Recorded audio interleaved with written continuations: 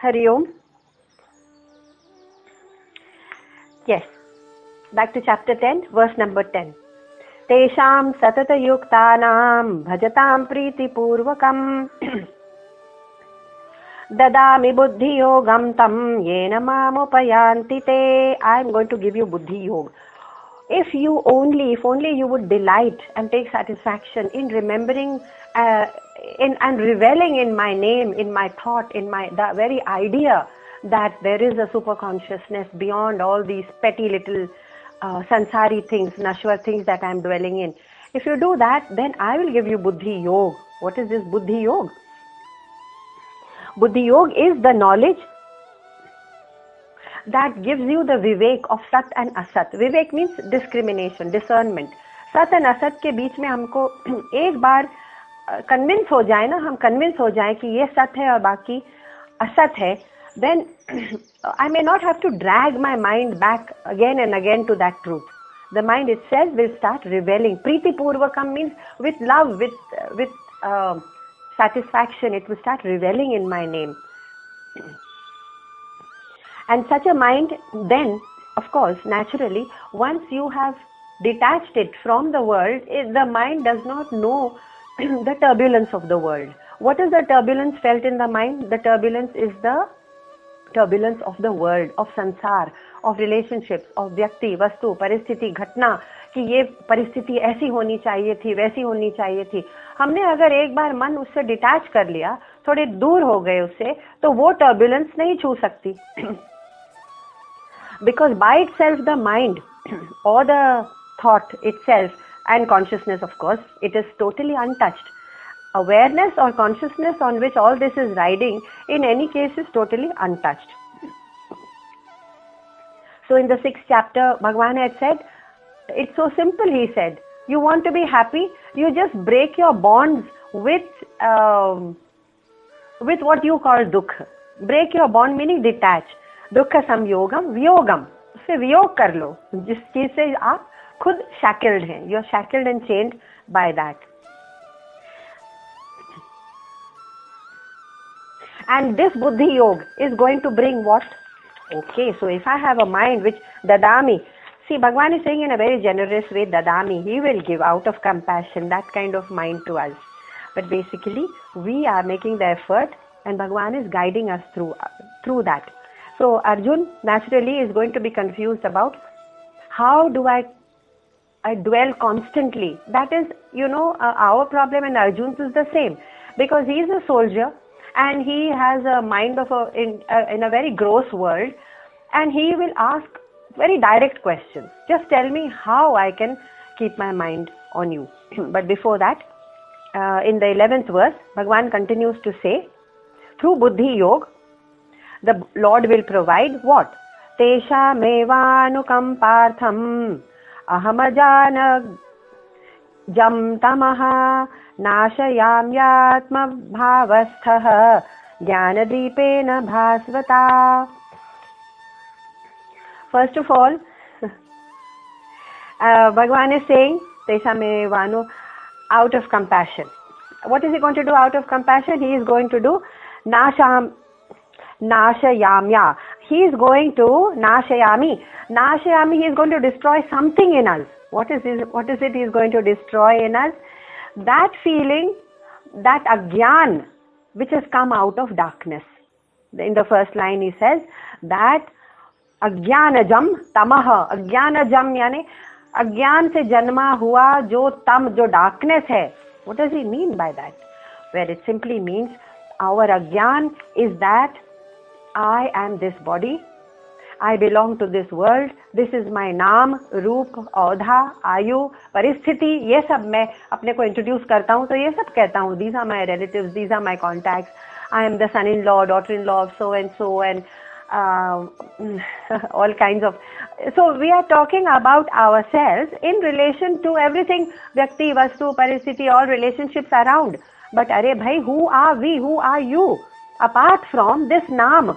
नाम तो जन्म के बाद दिया गया था, ठीक है, मृत्यु के बाद ले भी लिया जाएगा और जीते जी बदल भी सकता है. apart from this naam, this roop, this audha, and I don't have my position after retirement, or if I lose my job, anyway it's temporary. Everything that you mention as my introduction, I am so and so, and every time you describe yourself on Facebook about your hobbies and your likes and your dislikes and your memories, it's only your memories and likes and dislikes, and then you stick a photo over there. So when I stick my photo over there, I'm only describing whether I'm tall or short or male or female and gender, etc. This is Ajnanajam Tamaha. We are living in darkness, Bhagavan is saying. ये आपके Ajnanajam Tama है, ये darkness मैं, Nashami, I am going to remove it. Why? Because your real Swarup is not that. Why? That real Swarup is already mentioned as pure awareness and pure consciousness, which is below and apart from all these descriptions that we give of ourselves. That is our Ajnan. The moment we associate ourselves with all this avaran, as we call it, that avaran is the basis of Ajnan. So actually, Ajnan comes from three sources. इस अज्ञान में हम क्यों पड़े हुए हैं, इसके भी तीन सोर्सेज हैं. एक तो ये हमारा आवरण बन गया है. आवरण यानी आउटर कवरिंग, कि हम अपने आप को इसी से पहचानते हैं और दूसरों को अपनी पहचान देते हैं तो इसी से अपनी पहचान देते हैं. आउटर कवरिंग है भाई हमारा, ये आवरण है, but that is your false identity, इसलिए अज्ञान. What is the second reason for living in Ajnan? It's the vikshepa. My mind is already not silent. It's already rushing out into the world in the longings and agitations and trying to settle this social issue, trying to settle that relationship issue, trying to settle some financial issue. तो मन उसी में है, तो विक्षेप में है. अपना मन हमारे पास नहीं है. As in meditation, the scientist Andrew Newberg found out that when in meditation, when the mind is silenced, that 24/7 60,000 thoughts वाला जो mind है ना, वो जब silence हो जाता है, frontal lobe of the brain में activity बंद हो जाती है, that time there is no place for the ego to reside. Me, my, मेरा, ममत्व, वो ego को reside करने के लिए जगह ही नहीं मिलती, क्योंकि आपने उसका आधार ही उठा लिया. It was riding on all these fancy 60,000 thoughts, and therefore विक्षेप यानी हमारा दूसरा जो ऑब्स्टिकल है ज्ञान के लिए, वो विक्षेप फिर कहाँ रहेगा? No place for that also. तो विक्षेप, आवरण, ये सब हमारे मन में, हमारे बुद्धि में, हमारे ब्रेन में चलता है. Sorry, brain is a physical organ. It's on the thought waves. And the last obstacle to gyan is mal. Mal means I am interacting with this temporary world, and the temporary world out there, everything is imperfect. भाई, कौन सी व्यक्ति, वस्तु, परिस्थिति, घटना, कौन सी ऐसी perfect चीज है? और अगर परफेक्ट मिल भी गई तो कितनी देर तक परफेक्ट रहती है? कोई भी चीज नहीं रहती. आप हनीमून के पीरियड के बाद देखिए तो the relationship is not perfect. आप 3 महीने के बाद कॉर्पोरेट में हम अपने न्यू जॉब को ज्वाइन करते हैं, वी से wow what a fantastic job in a multinational Amazon company, and I am shifting to Texas in the US. Wow, that's a honeymoon period for 3 months. After a few years, there are other things that begin to overpower the mind. That complete, when you already have achieved success and happiness and comfort and everything that you wanted, उसके बाद भी मन कुछ कहता है that there is something beyond and there is a dissatisfaction. Or if it is imperfect and you meet with a failure and dissatisfaction and financial troubles and relationship issues and loneliness and everything else, then in any case the mind is reacting with desires. अरे काश ऐसा हो जाता. काम, desire का नाम है काम. फिर क्रोध, ऐसा क्यों नहीं हुआ? मद, अगर हो गया तो मुझे फिर I feel vain or arrogant about it. Or I want more of it. So, काम, क्रोध, मद, लोभ, मोह, envy. Why do others get this or that? अरे भाई, आप जितना मन दुनिया में लगाएंगे उतना काम, क्रोध, मद, लोभ, मोह में जाएगा. और ये सब है मल. मल यानी it is the impurity of the mind. ये सब impurities अगर एक शीशे के ऊपर है, डस्ट की तरह, तो सनलाइट चाहे जितनी ब्राइट हो, और सनलाइट हमेशा दिन के समय हम बैठे हुए हैं और कह रहे हैं कि where is the sunlight, sunlight is already there, it's always there, but it is reflecting off that mirror which is us, which are minds and thoughts which are laden heavily with dust, and therefore the reflection of it is very weak and dull.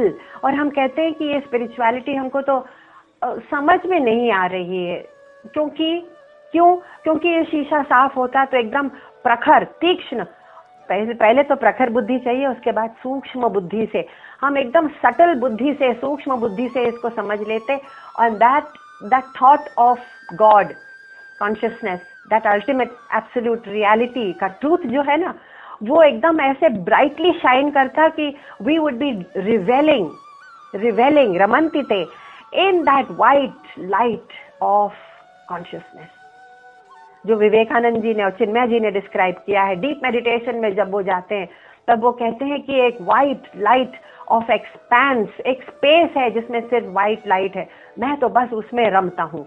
हम भी वैसे जी सकते हैं, लेकिन इस dust laden दिमाग को लेकर जिसमें विक्षेप है, रेस्टलेसनेस है, या इसको हासिल करने की, उसको सही करने की, और मल है, काम क्रोध और आवरण कि मैं ये हूँ, मैं फला हूँ, मेरा नाम ये है, मेरा प्रोफेशन ये है, मेरे टैलेंट्स ये है, मेरी मेमोरीज ये हैं, ये आवरण है, एक आउटर कवरिंग है, एक पर्सोना, एक मास्क लेकर हम घूम रहे हैं। तो आई रिपीट वंस अगेन, आवरण, an outer covering, vikshepa, the restlessness of the mind, and mal, the impurities of काम, क्रोध, मद, लोभ, मोह are the only obstacles to अज्ञान। और इसी को भगवान कहते हैं अज्ञान जम तम, आप इस अज्ञान से जन्मे हुए तम, डार्कनेस में हम जी रहे हैं। और भगवान gives a lot of ray of hope to Arjun and says, oh don't worry, in the second line, नाशयामि, मैं नाश करूंगा ना इस अज्ञान के, आपके अज्ञान को मैं नाश करूंगा, डोंट वरी। नाशयाम्य नाम्या भावस्तः ज्ञान दीपेन भावस्तः, ज्ञान दीप, आप अपने असली स्वभाव को समझ लीजिए। अब हम कहेंगे कि जैसे सनलाइट हमारे विंडो के बाहर हमेशा थी और हम रूम में बैठ के कह रहे हैं कि no I don't see God, no there is no brightness in my life, no there is no absolute truth, there is no God, and so don't tell me about it because I don't see it, I don't experience, I don't feel it, and my mind is completely engrossed in that darkness, यानी कि in the संसार उस dark room को एक संसार रूपी room समझ लेंगे। लेकिन भगवान कह रहे हैं just open that window, and अगर हमने विंडो खोल ली तो क्या हम बाहर झांक के देखेंगे और कहेंगे कि अच्छा अब बताइए कहाँ हैं आप? उसके बाद जरूरत नहीं है बताने की। Why? Because the self is awareness itself. तो जैसे ही हमने अपना थॉट यानी कि अपनी बिलीफ को ड्रॉप कर दिया कि मैं ये बॉडी, ये मन, ये बुद्धि और ये अहंकार का बंडल ही हूँ, नहीं, मैंने ये ड्रॉप कर दिया आइडेंटिटी, उस आइडेंटिटी को ड्रॉप करते ही कोई दूसरी आइडेंटिटी ढूंढने नहीं निकलते हम, क्योंकि उसको ढूंढना ही नहीं पड़ता, क्योंकि वो जैसे ही ड्रॉप हुई, what remains is pure consciousness, जो मैं स्वयं था। ये सब आवरण को उतारने के बाद मेरा ट्रू पर्सनालिटी ऑलरेडी अवेयरनेस वही है, वही के वही है, तो उसको ढूंढना भी नहीं पड़ता। So Bhagavan is saying I will reveal myself and you don't have your own svabhava, your self, true self is that same thing as me. तो भगवान कभी अपूर्ण रहते हैं? नहीं, वो तो नित्य हैं, वो तो शाश्वत है, वो अव्यय है, कंप्लीट है, अनडिमिनिशिंग है। तो मैं तो उन्हीं का अंश हूं ना, तो अगर उसके कोई अंश है तो उसकी भी क्वालिटी सेम होना चाहिए ना। अगर कोई चीज नित्य है और शाश्वत है और अव्यय है और सनातन है, eternal, infinite, expense of truth, constantly appearing, तो अगर मैं उसका अंश हूं तो वो अंश भी वही होगा। Like if you take a piece of mercury, mercury एक एलिमेंट होता है केमिस्ट्री में, और उस मर्क्यूरी के आप एक छर्रे की तरह अगर उसको जमीन में गिरा दें, I don't know if you have noticed, it will break into a million pieces, not million, depending on the size of the mercury you are carrying, and then it breaks into so many tiny pieces and sparkling little small, and each one of them is complete whole. ये नहीं कि उनकी shape बदल रही है. जो गोला mercury का हमने लिया था और वो छर्रा गिरने के बाद मिलियंस ऑफ छोटे छोटे छर्रे एग्जैक्टली कंप्लीट एंड उसी शेप में बिखर जाते हैं. और अगर हम अलग अलग पकड़ना चाहें तो पकड़ नहीं सकते. तो मर्क्यूरी के छर्रे हर एक में, क्या मर्क्यूरी नहीं है? नहीं, तत्व वही है, एग्जैक्टली द सेम तत्व एज द होल. सो हमारा तत्व और परमात्मा का तत्व अलग कैसे हो सकता है logically? This is the Advaita philosophy. So what we are speaking about is only Advaita. Advaita means non duality. There is no duality. ये नहीं कि भगवान वहां है और भक्त हम यहाँ हैं छोटे से, और मुझे मेरी नैया पार लगा दीजिए और मेरी जिंदगी संवार दीजिए, सब आपके हाथ में है. तो ठीक है, हम प्रेयर कर सकते हैं, लेकिन हम और वो, उसका तत्व अलग नहीं है. और मर्क्यूरी को जब आप समेटना चाहें तो कैसे करते हैं? आप अलग अलग उठा भी नहीं सकते उसको, एक से दूसरे में मिलाना पड़ता है. You must try this, but of course it's a very very poisonous chemical element, so I don't advise you to try it out. But अगर एक मर्क्यूरी से दूसरे को छुआएंगे तभी वो एकदम होल हो जाता है, जुड़ जाता है, मिल जाता है. And therefore you just moving one two the next, वो जुड़ता जाता है. हम क्या अपना मन ऐसे जोड़ सकते हैं? उसके लिए कोई अलग एफर्ट नहीं चाहिए, बिकॉज हमारा तत्व वही है. यानी कि जब हम मेडिटेट करते हैं तो हमारा मन जहाँ पहुँचना चाहिए उस परम तत्व में ही रमने लगता है, पहुँच जाता है. कब? जब ये आवरण विक्षेप और चित्तमल जो है, the impurities of the mind, वो सब उसके परे जब हम निकल जाएं, तो उसके बाद automatic there is a union. So when there is a union with God, that is what the Sufis and the Bhaktas, they keep singing about, as if they are singing about the lovers union. हाँ, उन्होंने भाषा ऐसी चुनी है, लेकिन this is what they mean, that my tattva and yours is the same. Just one glance from you and I become whole and complete and I lose myself. छोटा छर्रा mercury का जब वो छुआता है दूसरे छर्रे में, बड़े छर्रे में, तो it has no identity. Although वो जब अलग था तो उसकी आइडेंटिटी पूरी गोल थी, कंप्लीट थी, और फिर वो छुआने के बाद भी कंप्लीट है. पूर्णमद पूर्णमिदम पूर्णात् पूर्णमुदच्यते. आप भी कंप्लीट हैं, वो भी कंप्लीट है, और आपका यूनियन भी कंप्लीट है. तो इसलिए करीब 700 साल पहले अमीर खुसरो ने जो लाइंस लिखी थी, वो हम देखते हैं कि हमारे सब कॉन्टिनेंट में 700 साल से अभी तक गाई जा रही है. It is become a kind of an eternal song. अमीर खुसरो जो निजामुद्दीन औलिया के शागिर्द हुआ करते थे in the court of Alauddin Khilji, उन्होंने लिखा था, छाप तिलक मेरी छीनी रे, छाप तिलक मेरी छीनी मोसे नैना में लाई के. यानी कि it's as if lovers are talking, saying my whole identity, my whole face, my whole what I considered me has been completely obliterated by one glance from you, my Lord. Chhap tilak mohi chhini re, mose naina milai ke. I'm going to, at the end of this class, send you a link of one of the best renditions. This has been rendered by many artists, but one of the best renditions is by the Sufi singer Abida Parveen from Pakistan, and Rahat Fateh Ali Khan. So I'm sure you will enjoy that, because it is talking about that ultimate union which you are. The self is the same as the Paramatma. The Bhagavan is saying, the moment I give you this truth, बस आपका अज्ञान जन्म तमह, अज्ञान जन्म तमह means अज्ञान से जन्मा हुआ जो तम, डार्कनेस है, वो नाश हो जाता है. So there is not too much to think about it. Just trust me, trust Bhagwan, and surrender. And surrender to that truth, not to some vague identity which I think is a God up there who looks like a flute player, but sometimes he rides, sometimes he drives a chariot. So we are giving forms for our own understanding, but he does not have a form. He is Nirgun. And Bhagavan has used another word, Nashayam yat. In the very first line, he says, Tesha mevanukam anukampan. Anukamparthakam.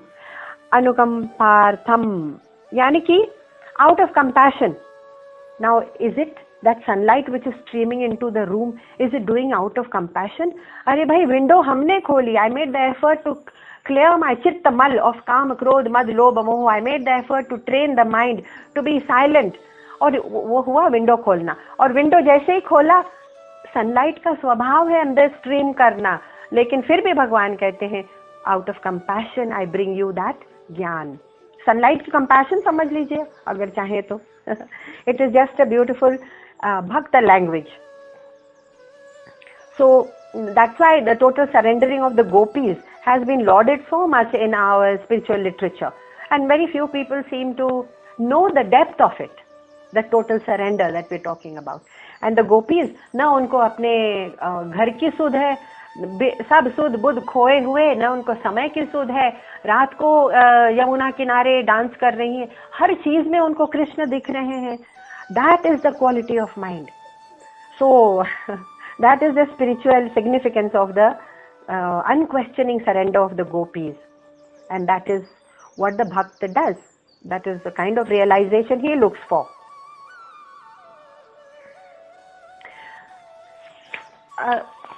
So maybe this is a good time to talk about the story of, which all of you know of course, the story of the sun and the cave. The sun and the cave were friends, and the cave one said to sun, look, we've been talking for a long time, but I really want to see what sunlight is like, what is light like. And therefore the sun said, okay, I invite you out, come out into the sunlight one day and I'll show you. And the cave came out, if the cave could come out. He came out and he saw this blinding, super, supreme light, and he said, wow, I've missed this all my life. Yes, you've missed it. Then the sun said, but you know something, cave yani gufa, you've been my friend for a long time, but I really have never experienced darkness. So can you please show me darkness? So the cave said, okay, tomorrow you can come to my place and I invite you for tea. So the sun said, okay, that's a date, I'll be there. And as the sun entered the cave the next day, he looked in and he looked in every corner and in every crevice and deeper, and he said to the gufa, believe it or not, I cannot see darkness. Why was that so? Because the sun carried the sunlight with it. So wherever the sun went, darkness was dispelled. And he said, I can't see darkness. तो जहाँ sunlight है वहाँ darkness दिखाई ही नहीं देती. यानी कि when we have surrendered the ego and the avaran, the false identity of this body, mind, intellect and ayu and audha and likes and dislikes and all that bundle which we carry with us, that agyan ka tam jo hai na, the moment it drops, sunlight doesn't have to search for brightness. Sunlight is just there. So therefore, suffering is the same for suffering. The moment the mind has stopped dwelling and detached itself from the vastu, vyakti, parasthiti, ghatna of the sansar, and all the emotions of krodh and mad and lobh and envy and jealousy that come out of that sansar, that detachment itself is a severance from suffering. That means suffering हम नहीं कह सकते कि अच्छा मैंने अब detach कर लिया अपने आप को, अब हम खुशी को खोजने चल रहे हैं. खुशी को कहाँ खोजेंगे? That dropping itself has dropped all the suffering, because all the suffering was riding on top of all this nashwar and all this anitya and all these temporary things. It was riding on it. The moment it was dropped, suffering already was gone. So darkness was gone. You can't say अब मैं खुशी ढूंढ रहा हूँ, मैं detach हो गया हूँ. It's automatic, just like the sun. Because why? Because our nature is Satchit Anand. Our nature is pure consciousness, pure Anand and pure existence. Satchit Anand is the only identity we have, which is permanent. And therefore that आनंद को फिर ढूंढने नहीं निकलना पड़ता कि सूरज कह रहा है अच्छा मैं तुम्हारे संसार में आ गया हूँ, हे गुफा, मुझे अंधकार नहीं दिख रहा। सूरज आ गया तो अंधकार नहीं दिखेगा, it's automatic. It is the mind. प्रकृति के विरुद्ध जब हम जाते हैं ना, कि इस प्रकृति में जो कुछ भी हो रहा है हमारे मन के मुताबिक नहीं है, तो अब हम दुखी हो रहे हैं। आपके मन के मुताबिक हो चाहे ना हो, ये तो प्रकृति ने कोई कॉन्ट्रैक्ट साइन नहीं किया हुआ है हमारे जन्म के टाइम कि अब तुम आपके साथ होगा। That's why we say to Prakriti, I want to be young forever, I want to be beautiful forever, I want to be rich forever, I want to have my friends and my family with me forever, and I want to have all these bubbles of happiness which I experience every now and then. I want to have them forever. And Prakriti is laughing at us and saying, आपसे किसने कह दिया कि प्रकृति स्वयं ही forever है? प्रकृति का स्वयं ही स्वभाव है अनित्य, नश्वर. It is the Maya part of the world. Maya meaning that which is nashwar, which is mithya, which is asat. So, yad drishyam tat jadam. What can be seen, whatever can be seen in the world is jad, inert. By seen we mean experienced. Okay, and yad jadam tat mithya.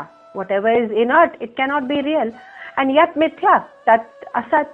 So, इसका मतलब जो भी मिथ्या है वो तो असत वैसे भी है.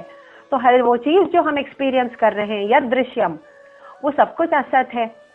तो फिर हम प्रकृति से क्या उम्मीद या आशा रख रहे हैं? मोघ आशा मोघ कर्मणा.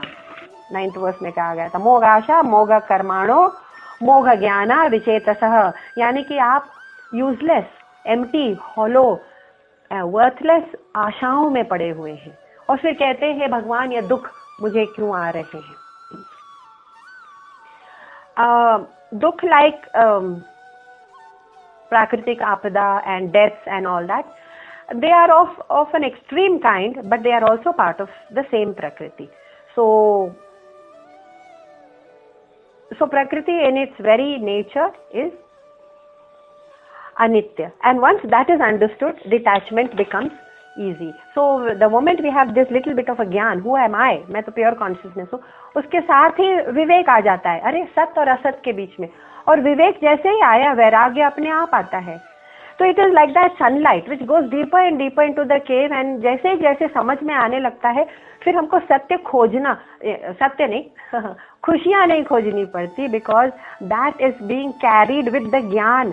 ज्ञान की जो अग्नि है ना, ज्ञान दीपेन, जो सेकेंड लाइन में वर्ड यूज किया गया, ज्ञान दीपेन भास्वता, that lamp of knowledge itself जहां जहां जा रहा है वहां वहां खुशी बिखेर रहा है. Because bliss, Anand is the very nature we carry with us. So it's Jnana Deep which we have to carry. Now further, Bhagwan clarifies, having heard we have come so far, Arjun has come so very far in his understanding, and therefore let's see what more he wants to know.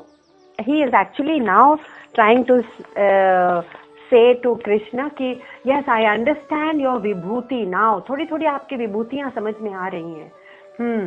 तो वो 12th verse में कहते हैं, अर्जुन उवाच परम ब्रह्म परम धाम पवित्रम परमं भवान पुरुषं शाश्वतं दिव्यम आदिदेवमजं विभुम.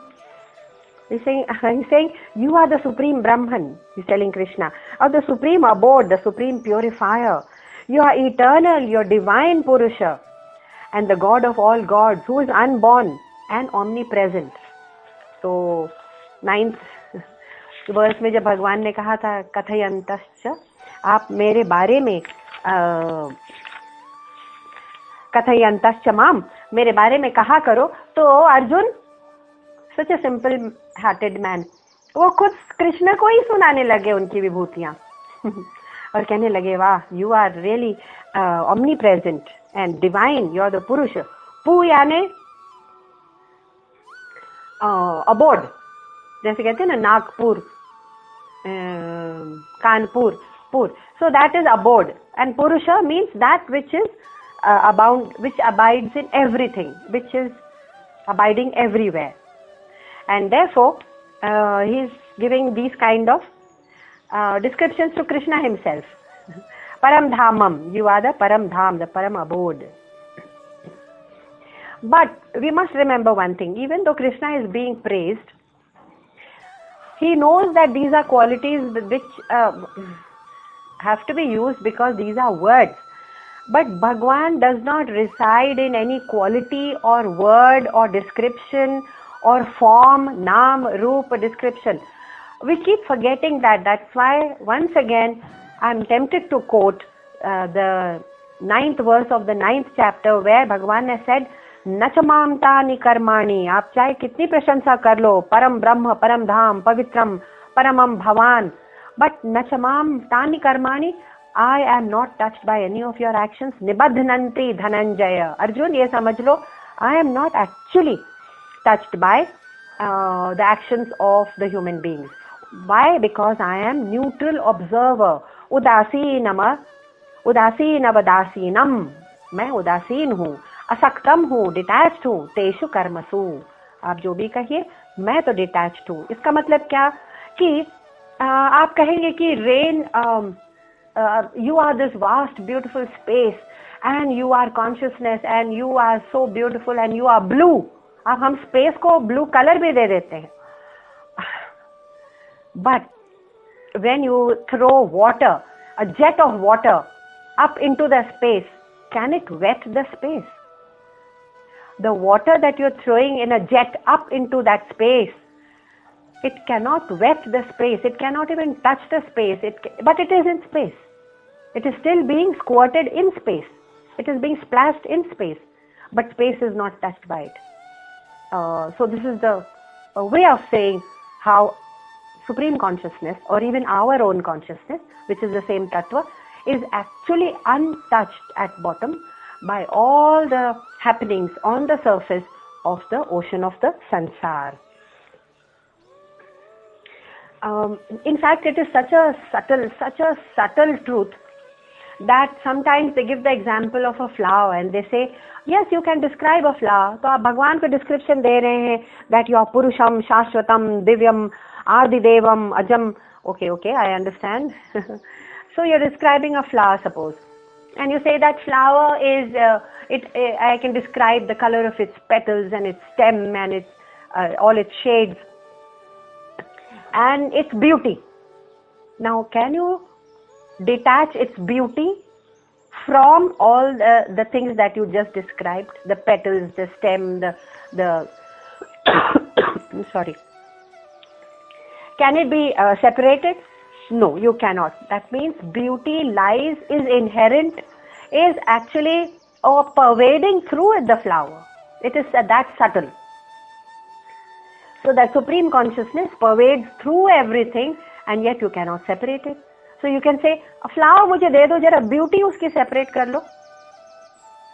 तो मुझे ये gold watch दे दो, उसकी gold जरा separate कर लो. No. ये mud pot मुझे दे दो, जरा mud उससे separate कर लो. No, cannot.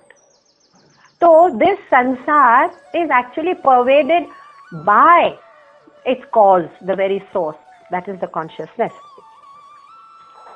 And it is so subtle that we miss it. क्योंकि हमको pot दिखता है, mud नहीं दिखता.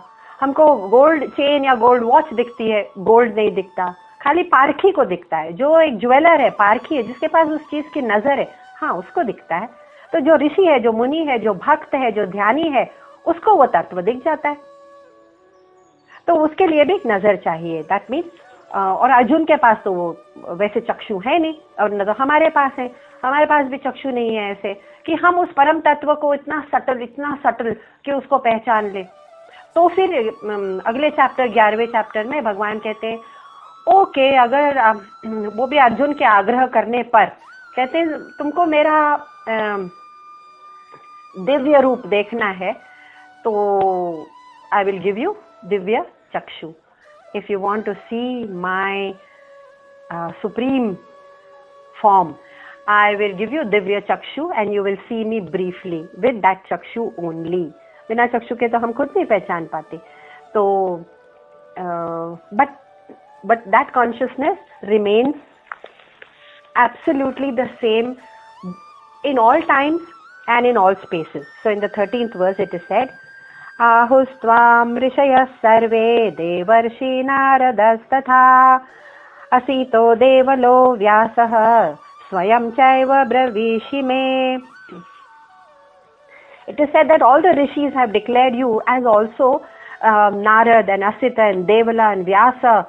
All the rishis have declared you as that supreme, that tattva. हाँ, naturally तो भगवान surprise होते हैं. अगर तत्व एक है तो सब अलग अलग कैसे कहेंगे? It is like saying कि German scientist और Indian scientist और Japanese scientist ने एटम को अलग अलग तरीके से डिस्क्राइब किया है. बट एटम तो वही है. एटम यानी अणु. Atom is the same. They all consist of photons and neutrons and electrons. इस एटम को आप अलग कैसे डिस्क्राइब करेंगे? कोई ऐसा साइंटिस्ट है जो एटम की अलग परिभाषा देने को शुरू कर दे? भगवान इज सरप्राइज. नो, तत्व अगर एक है, even scientist will describe gravity the same way, electricity the same way, atom the same way. It doesn't matter where they come from. Why? Because truth does not change with time and location. Therefore, whether it is a Sufi fakir or it is a Buddhist monk or is the Christian nun or it is a Hindu rishi, it doesn't matter. They all come upon the same tattva in different words. They may describe it differently. They come upon the same tattva, and therefore we have to see that Arjun has now elevated his mind to the level where he is able to describe the qualities of Bhagwan to Bhagwan himself. कि हमारे गुरु हैं और हम गुरु को वापस सुनाने की इतनी शक्ति रखते हैं कि हाँ भगवान आप ये हैं. That means he is from the time, ये समझिए एक समय ऐसा था जब अर्जुन कह रहे थे कि शाधि माम त्वाम प्रपन्नम, एंड मैं तो आपका शिष्य हूँ, मैं तो आपके चरणों में, आई रियली सम्मूढ़ चेतसाह, I have become confused in my delusion, chapter 2 में. और उस लेवल से आते आते अब ये पूछ भी नहीं रहे हैं कि मुझे इस वॉर में क्या करना है, कुरुक्षेत्र में क्या करना है, क्या मुझे अपने गुरुओं से, गुरु न हत्वा ही महानुभावान, गुरु न हत्वा ही महानुभावान.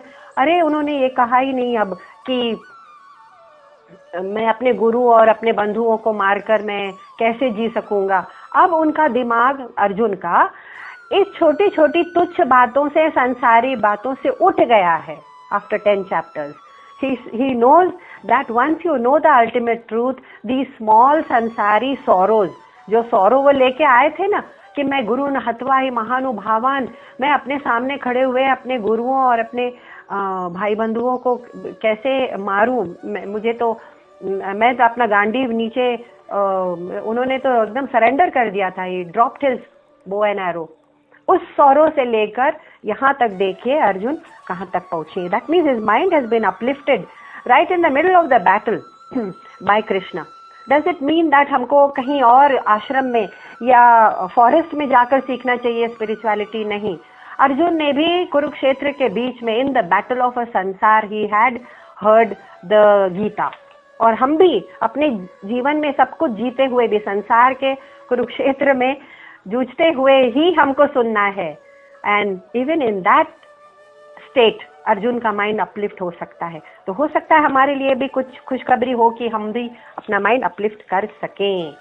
तो एक प्रश्न जरूर पूछेंगे अर्जुन इसके बाद वाली पंक्तियों में, वो हम आगे देखेंगे. ओम पूर्णमदः पूर्णमिदं पूर्णात् पूर्णमुदच्यते पूर्णस्य पूर्णमादाय पूर्णमेवावशिष्यते. ओम शांति शांति शांति. हरि ओम श्री गुरुभ्यो नमः. हरि ओम श्री कृष्णार्पणमस्तु. हरि ओम.